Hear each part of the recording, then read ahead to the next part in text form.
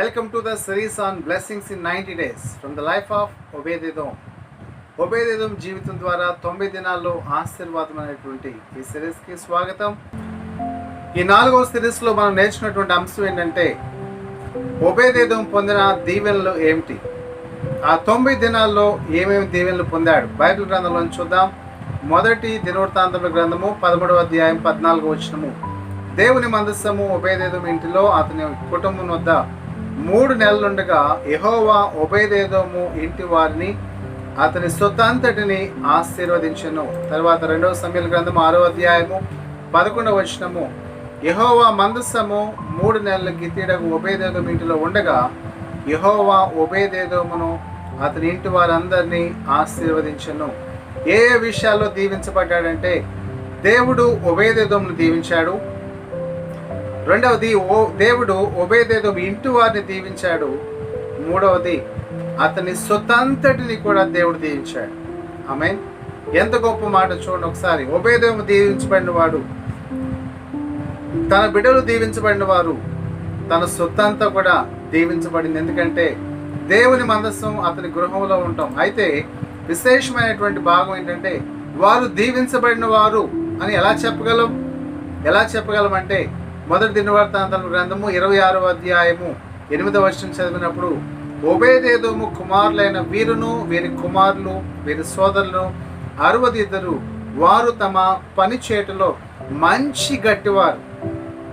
ఒబేదెదోముకి కలిగినటువంటి పిల్లలు, వారి పిల్లలు, వారు 62 మంది అయ్యారు. వారు ఎలాంటి వారంటే వారు పని చేయడంలో మంచి గట్టివారు, capable men with strength to do work.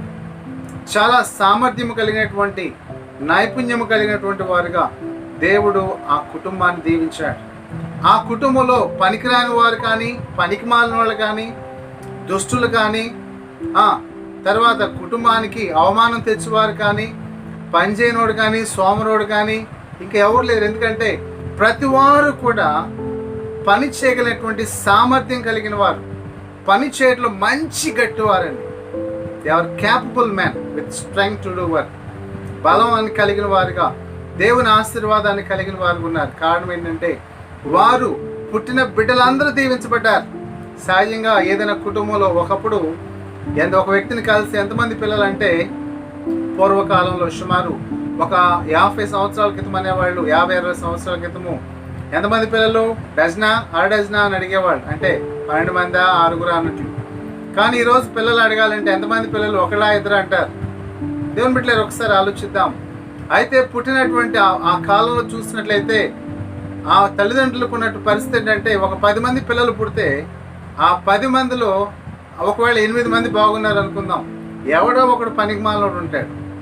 ఈ తల్లిదండ్రులకు ఉన్నటువంటి చింత, బాధ అంతా ఏంటంటే, ఏమ్మా ఏంటి దిగులుగా ఉన్నావంటే, ఏం లేదయ్యా నా 8 మంది బిడ్డలను కూర్చున్నటువంటి ఆలోచన లేదు, 9వ వాడు కూడా పర్వాలేదు, ఆ 10వ వాడు ఉన్నాడు చూడు, ఆడు పెద్ద పనికిమాలినోడు అంటారు.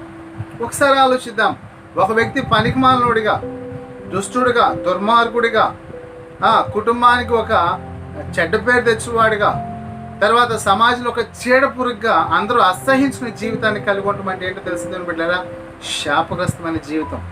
కానీ ఒబేదెదోమును దేవుడు దీవించాడు, అతని సొత్తాంతని దీవించాడు. అంత మాత్రమే కాదు, ఆయన బిడ్డలందరినీ దేవుడు దీవించాడు. కాబట్టి 62 మంది, అక్షరాల 62 మంది, 6 కాదు దేవుని బిడ్డలారా, 6 కాదు, 16 కాదు, లిటరల్లీ 62 మెంబర్స్.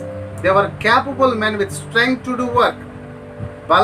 బలాన్ని కలిగి చక్కగా పనిచేయగలిగిన సామర్థ్యం కలిగిన వారుగా, దైవాశీర్వాదం కలిగిన వారు ఉన్నారు.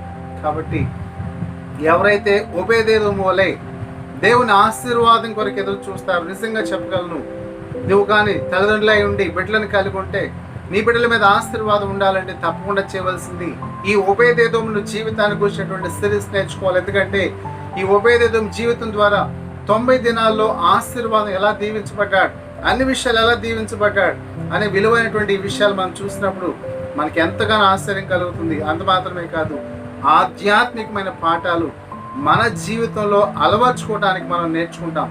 ఒక తండ్రిగా, తల్లిగా ఈ విలువైనటువంటి విషయాలు దేవుని యొక్క పరిశుద్ధ గ్రంథంలోంచి మీరు నేర్చుకున్నట్లయితే తప్పకుండా మీ బిడ్డల జీవితానికి ఒక ఆశీర్వాదాన్ని ఇచ్చినటువంటి తల్లిదండ్రులుగా మీరు అవుతారు. కాబట్టి ఓబేదేదోము ఈ రీతిగా ఈ విషయాల్లో దీవించబడ్డారు. 62 మంది సంతానము, 62 మంది ఎలా ఉన్నారు చెప్పండి? మంచి గట్టి పనివారుగా ఉన్నారు. దైవాశీర్వాదం అది. కాబట్టి గురుగులు లేవు, చెడ పురుగులు లేవు, దుష్టులు లేరు, దుర్మార్గులు లేరు, పనికిమాల వారు లేరు. అందరూ కూడా మంచి ప్రవర్తన కలిగి, దైవాశీర్వాదం కలిగి, కుటుంబానికి ప్రయోజనకరంగా, దేవునికి మహిమకరంగా జీవించే ఒక అద్భుతమైన కుటుంబం. కాబట్టి అలాంటి కుటుంబంగా దేవుడు మీ కుటుంబాన్ని దీవించాలని కోరుకుంటున్నాను. ఈ సిరీస్ ద్వారా మీరు నిజంగా దీవించబడుతున్నారని నమ్ముచున్నాను. అయితే ఈ ఎపిసోడ్ మాత్రమే కాదు, ఓబేదేదోము జీవితాన్ని గురించినటువంటి ఇంకా విలువైనటువంటి అంశాలు చాలా ఉన్నాయి.